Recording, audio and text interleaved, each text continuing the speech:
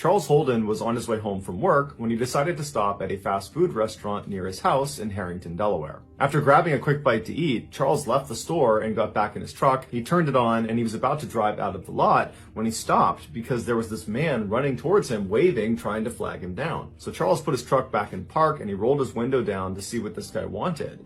And when the stranger got close enough, he told Charles that his sister was having a baby and he needed a ride to the hospital, which was about 20 minutes away. Charles drove him approximately 3 miles in the direction he had asked to go before pulling over on the side of the road and telling him, "This is as far as I'm going to take you." Charles lived only about a block away and he didn't want to drive too far away from home so late at night. But the stranger suddenly became angry and began fumbling in his pocket like he was going to get a knife or some sort of weapon, and he starts screaming at Charles, "Hand over your keys, hand over your wallet, or I'm going to kill you." Charles, meanwhile, was on edge. He turned off his truck, he ripped the keys out of the ignition, and he leapt out of his truck and started running. But as he's running, he turns around and sees the stranger has also leapt out of the car. And so at some point, Charles just stops, he turns around and he puts his hands up and he says, okay, I'll give you a ride wherever you want to go, and then you can have my keys, my wallet, you can have anything you want. But as soon as Charles sat down, he fired up his truck and sped off before the stranger could hop in the passenger side door. So after about an hour of driving around outside of town, Charles goes back into Harrington, Delaware,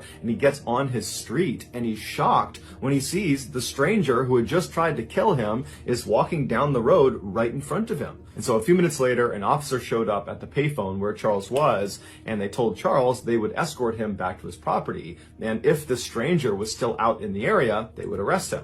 And so the two of them made their way back to Charles's property. They get there, the stranger's long gone, and then Charles goes into his house. There's no sign of a break-in. He asks him if he wouldn't mind doing a quick sweep of his mother's property. She lived right behind Charles on the other side of some bushes. He told the officer her name was Dorothy, she was 70 years old, and she lived alone, and he just wanted to make sure nothing happened to her. So the officer leaves Charles and goes across his backyard through those bushes into Dorothy's backyard, and right away he can see the back window on the back door has been smashed and the door itself is slightly ajar. And so the officer draws their pistol and they go up and they enter the house and they look inside, they're yelling for Dorothy, but there's no answer. It's totally dark in the house, it's totally silent.